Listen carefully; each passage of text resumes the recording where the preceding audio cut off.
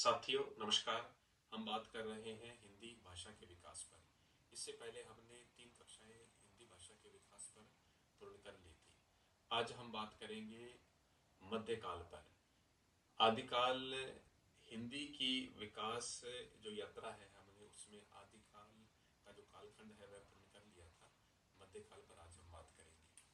मध्यकाल की जो समय सीमा है 1500 से लेकर 1800 ईस्वी तक मानी जाती है। मध्य काल,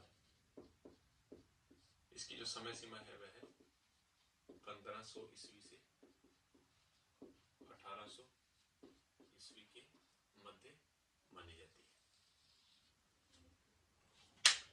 तो अगर हम मध्यकाल की बात करें तो फारसी की शिक्षा व्यवस्था और दरबार में फारसी का प्रयोग होने से उच्च वर्ग में फारसी का प्रचार हुआ, जिसके कारण हिंदी में भी 5 नई ध्वनियां आई। वे 5 नई ध्वनियां कौन सी थी? क, ख, ग, ज और फ। मध्यकाल में ये 5 नई ध्वनियां क्या है? हिंदी में विकसित होती हैं। किसके प्रभाव के कारण? फारसी शिक्षा के प्रभाव के कारण। फारसी शिक्षा के प्रभाव के कारण, यानी कि हिंदी भाषा के जो शब्द थे, जो हिंदी का जो शब्द भंडार था, वह क्या है? इन 5 ध्वनियों से बने हुए शब्दों से क्या है? भरने लगा। उसमें फारसी के जो शब्द थे वो भी क्या है? बहुत ज्यादा आना शुरू हो गए थे। ये 5 नए व्यंजन है, क, ख, ग, ज, फ क्या है? नए विकसित। के बाद जो शब्दांत का जो अ था, शब्दों के अंत में जो अ प्रयोग हो रहा था, अ का प्रयोग था, वह कम से कम मूल व्यंजन के बाद आने पर लुप्त हो गया। जैसे राम का उच्चारण राम होने लगा। मैं यहाँ लिख देता हूं कि ये तो पहली विशेषता थी मध्यकाल की। दूसरी विशेषता की अगर हम बात करें तो शब्दांत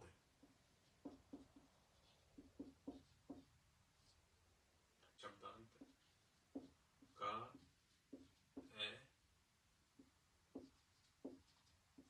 कम से कम मूल व्यंजन के बाद, मूल व्यंजन के बाद आने पर लुप्त हो गया।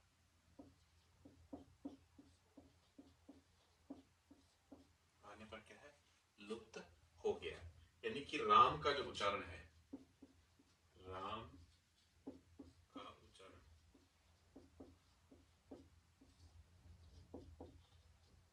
राम होने लगा, होने लगा था। तो दूसरी विशेषता यह थी कि यानी शब्दांत का जो है वो कम से कम मूल व्यंजन के बाद आने पर क्या है? लुप्त हो गया और राम का उच्चारण राम होने लगा।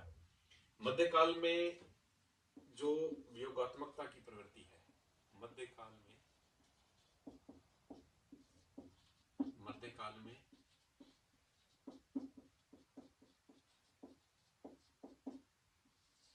वियोगात्मकता की प्रवृत्ति बढ़ने लगी,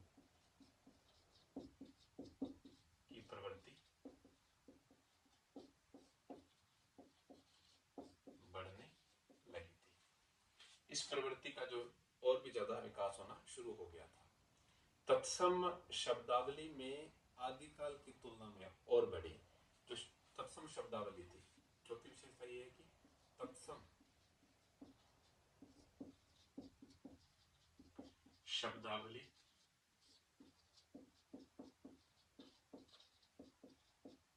आदिकाल की तुलना में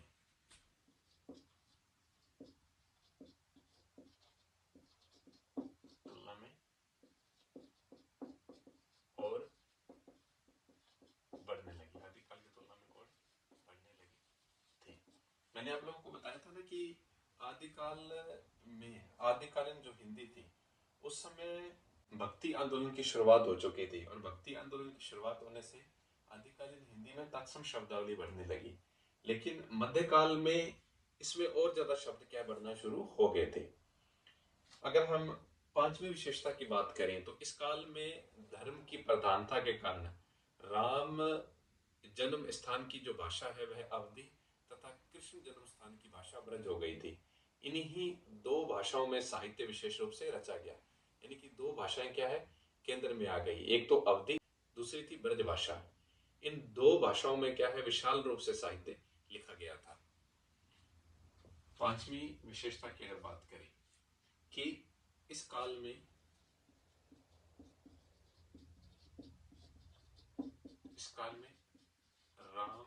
राम जन्म स्थान की भाषा अवधी तथा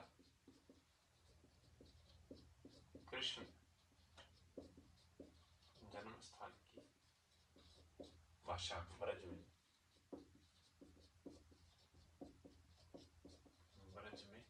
विपुल रूप से साहित्य लिखा जाने लगा। विपुल रूप से साहित्य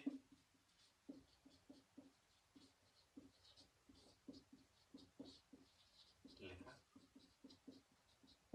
जाने लगा, यानी कि मध्यकाल में ये दो भाषाएं क्या है केंद्रीय स्थान पर आ गई, एक तो अवधी, दूसरी थी ब्रजभाषा। तो ये मैंने मध्यकाल की बात की है। इसमें 5 प्रवृत्तियां आप लोगों को मुख्य मुख्य बता दी। पहली प्रवृत्ति ये थी कि क ख ग ज फ, ये फारसी शिक्षा के प्रभाव के कारण क्या है व्यंजनों का विकास हुआ। शब्दांत का ए कम से कम मूल व्यंजन के बाद आने पर लुप्त हो गया और राम का उच्चारण क्या है राम होने लगा था। मध्यकाल में वियोगात्मकता की प्रवृत्ति बढ़ने लगी थी। तत्सम शब्दावली आदिकाल की तुलना में और बढ़ना शुरू हो गई थी। इस काल में राम जन्म स्थान की भाषा अवधी तथा कृष्ण स्थान की जो भाषा है जन्म स्थान की भाषा ब्रज में विपुल रूप से साहित्य लिखा। हम बात करेंगे आधुनिक काल के साहित्य पर या आधुनिक कालीन हिंदी पर, जिसकी समय सीमा 1800 से अब तक मानी जाती है।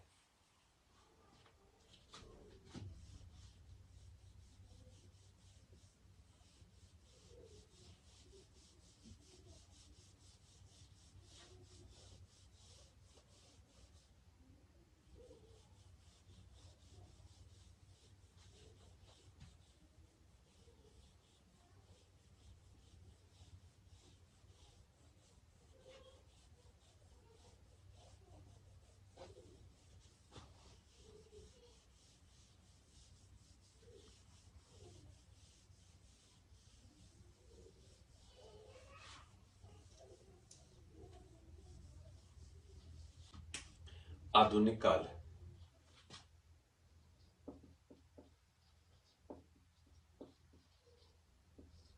आधुनिक काल 1800 ईस्वी से अब तक।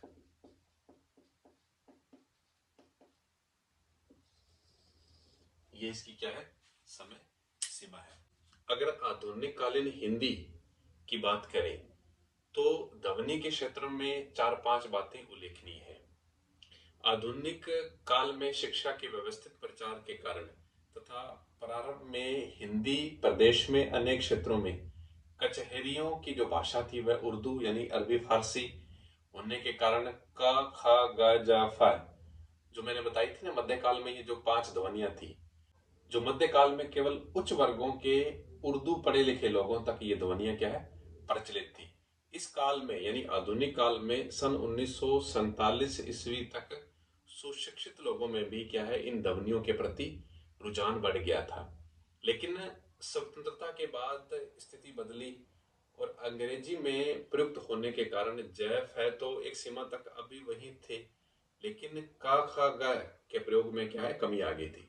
इनके स्थान पर क ख ग जो स्वतंत्र व्यंजन थे वह क्या प्रयोग में लाए जाने शुरू हो गए थे।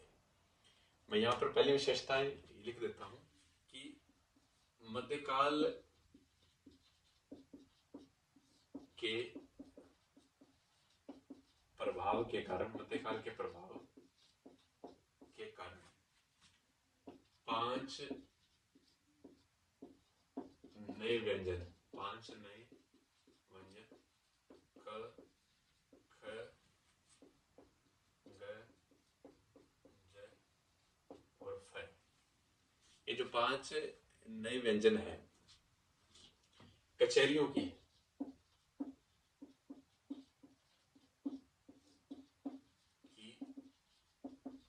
भाषा उर्दू, अरबी, फारसी। कचहरियों की भाषा उर्दू या अरबी फारसी होने के कारण अरबी फारसी का प्रभाव पढ़े लिखे लोगों पर पड़ना शुरू हुआ।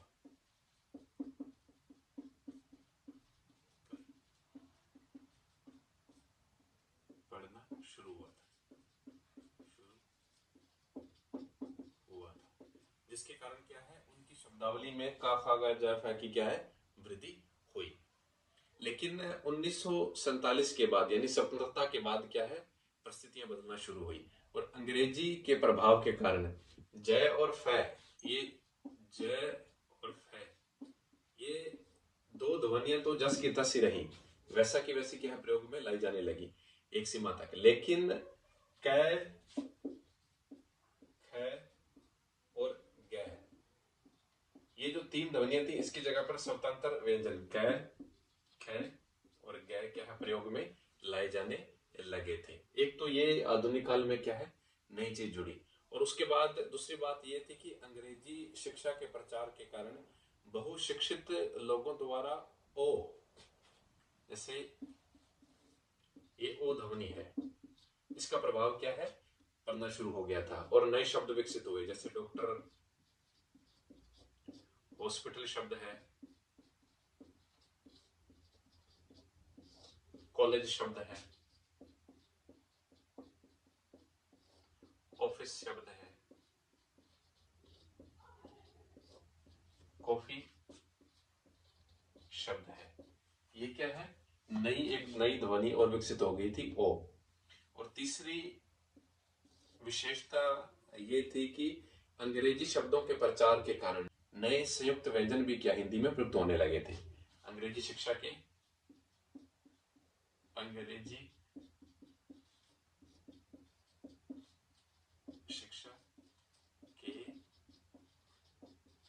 प्रभाव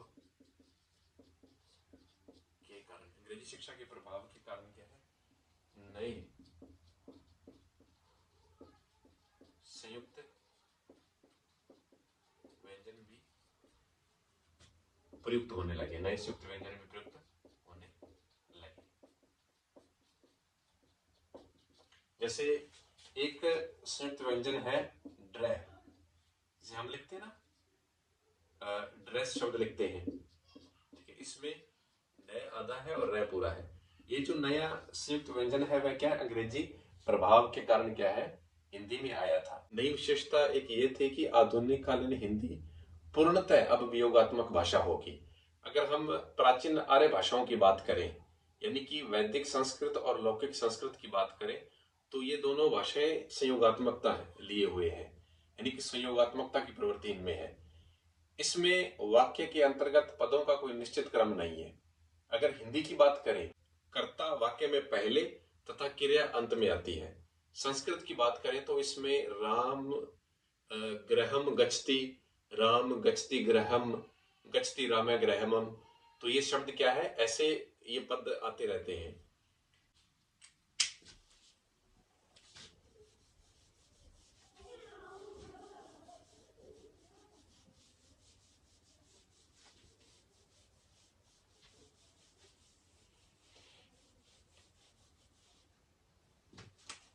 तो आधुनिक काल में 5 विशेषता की, आधुनिक काल में हिंदी पूर्णतः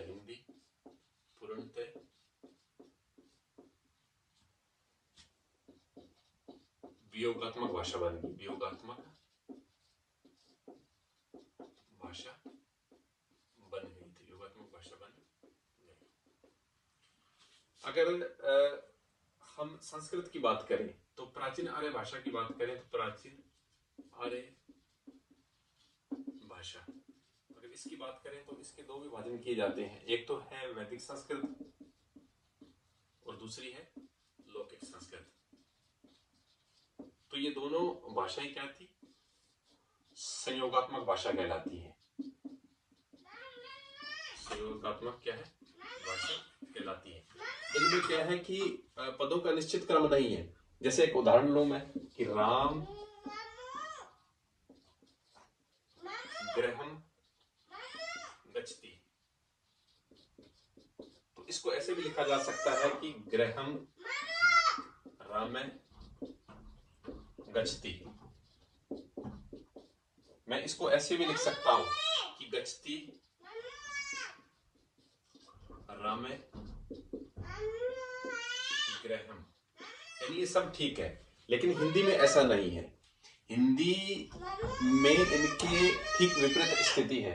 उसमें कर्ता पहले आएगा, फिर कर्ता, कर्म और क्रिया, ये क्या है? ये पदों का क्रम रहता है, इसलिए ये क्या है? वियोगात्मक भाषा है। तो आधुनिक काल तक आते आते हिंदी पूर्णतः क्या वियोगात्मक भाषा बन गई थी।